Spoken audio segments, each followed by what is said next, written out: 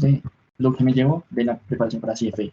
Estuvimos tomando esta lectura tan importante acerca de la preparación para CFA, que nos preparamos para el nivel 1, que cuenta con 10 temas, de los cuales abordamos 7, los que están en negrita: ética, quantitative methods, economics, portfolio management, derivados, fixed income y alternative investments. Entrando dentro de economics, podemos ver el primer tema que encontramos fue la oferta y la demanda, que son fuerzas que mueven los mercados, y la oferta representa cuánto del bien o servicio está disponible, mientras que la demanda indica cuánto quieren los consumidores. Pensemos en un ejemplo como los smartphones. Si un modelo es muy deseado y hay pocas unidades, el precio subirá. Esto debido a la ley y la demanda que estaría entrando en así. Por otra parte, tenemos el problema del consumidor y el productor. Cada consumidor quiere maximizar su felicidad y utilidad con presupuesto limitado. Esto implica elegir entre bienes y servicios. Por otro lado, el productor busca maximizar beneficios. Esto significa producir de manera eficiente a menor costo. Por otra parte, la elasticidad mide cómo la cantidad demandada de un bien responde a cambios en su precio. Por ejemplo, los bienes de lujo tienen alta elasticidad. Si sube el precio, la gente deja de comprarlos, pero los bienes no necesarios, como la comida, tienen baja elasticidad. Pues si suben los precios, igual la gente debe comprarlos. Por otra parte, vimos concepto de producción y desarrollo económico. En esto se refiere a que depende de cuánto podemos producir, y eso está influenciado por tecnología, la cantidad de trabajo y el capital disponible, que son temas de microeconomía. Así como la revolución tecnológica ha impulsado el crecimiento, permitiendo que produzcamos más, que también es un efecto microeconómico que debe analizarse. Por otra parte, tenemos la competencia perfecta e imperfecta. La competencia perfecta es que hay muchos compradores y vendedores y nadie puede influir en los precios. Imperfecta, que se hacen grupos y empresas que pueden influir en los precios. Por otra parte, tenemos economías de escala, las cuales se logran cuando se produce un bien.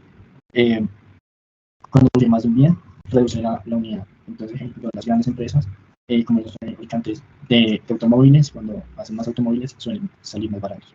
Por otra parte, encontramos en el ciclo económico y ese entendimiento de los ciclos económicos la importancia que tiene el estudio de la macroeconomía. Y bueno, estudiamos primero que la economía pasa por ciclos, periodos de crecimiento, expansión, seguidos de desaceleración o recesión. Y eso afecta a todo, desde el empleo hasta los precios de las casas. Por otra parte, tenemos la política monetaria y fiscal, que la política monetaria son las tasas de interés para influir en la economía, y la política fiscal es lo que el gobierno hace para cambiar los impuestos o el gasto público para gestionar la economía. Por otra parte, vemos la inflación y desempleo.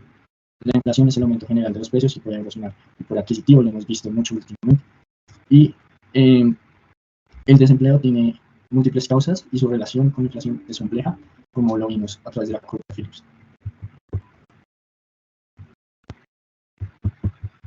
Bueno, por otra parte, entramos en métodos cuantitativos y empezamos a mirar lo importante que es el valor del dinero en el tiempo. Acá tengo un ejemplo muy simple. En 2021, con 100.000 pesos se podía comprar 400 huevos. Hoy solo se pueden comprar 154. Entonces, es una amplia diferencia que muestra que el dinero cambia de precio. Así como también, si invierto hoy $100, el dinero.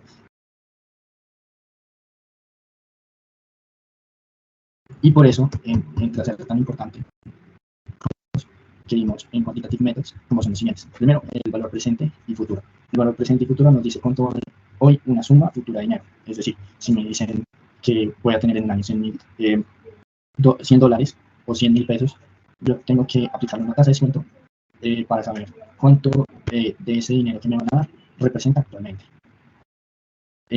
Si hacemos eso con este ejemplo de los $100 en un año, tenemos una tasa de descuento del 5%, para dar un ejemplo, pues el valor presente sería $95.24.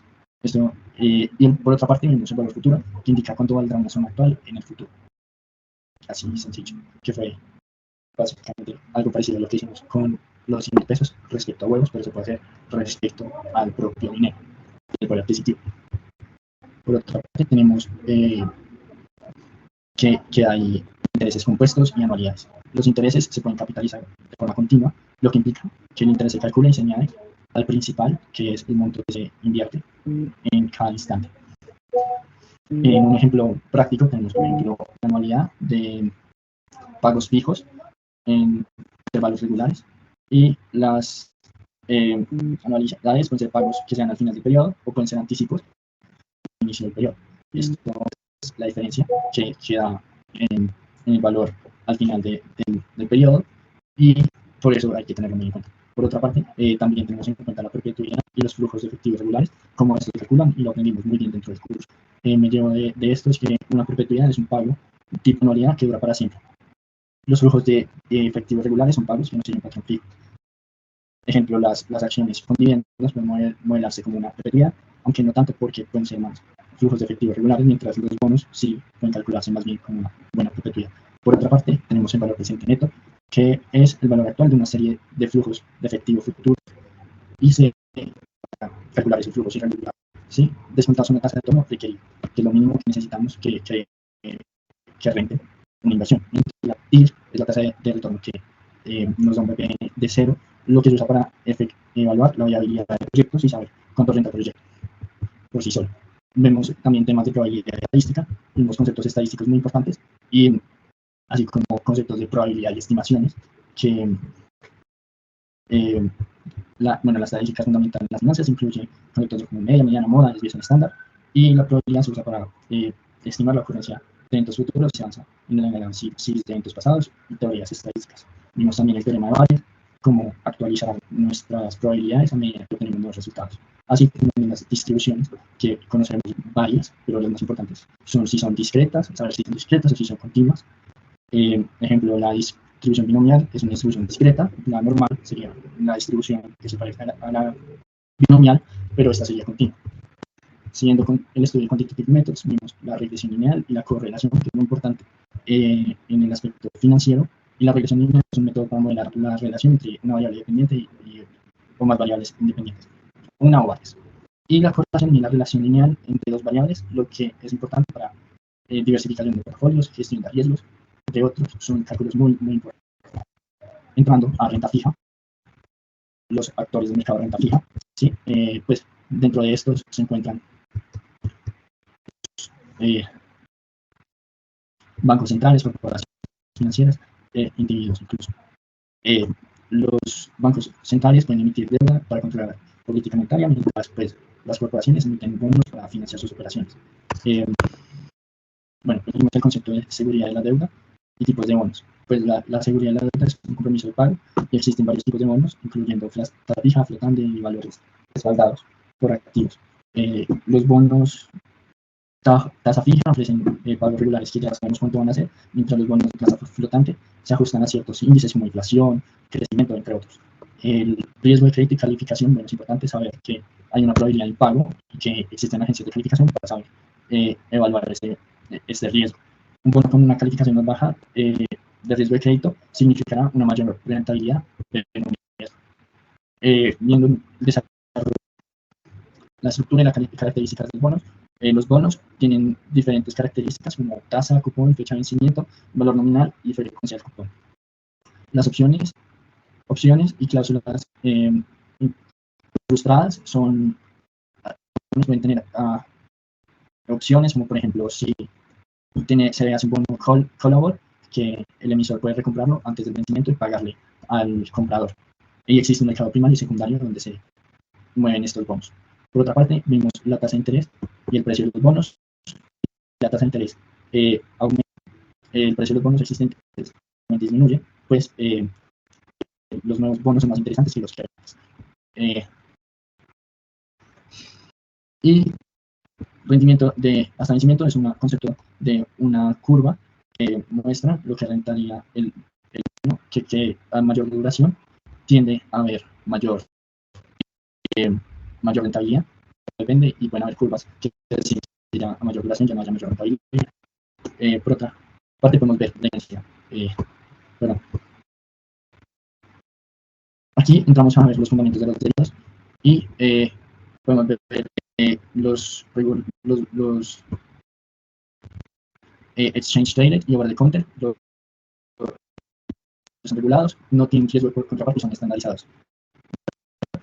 Son más o menos regulados por otra parte y son poco estandarizados. Por otra parte vimos los forwards y futuros, son acuerdos forwards son acuerdos over the counter que es vender un activo a un precio estipulado en el futuro. Y los futuros son similares, pero son negocios en mercados regulados. Y recuerden, vimos también los swaps. En un swap, las partes intercambian flujos de efectivo en diferentes tasas, monedas, etcétera, para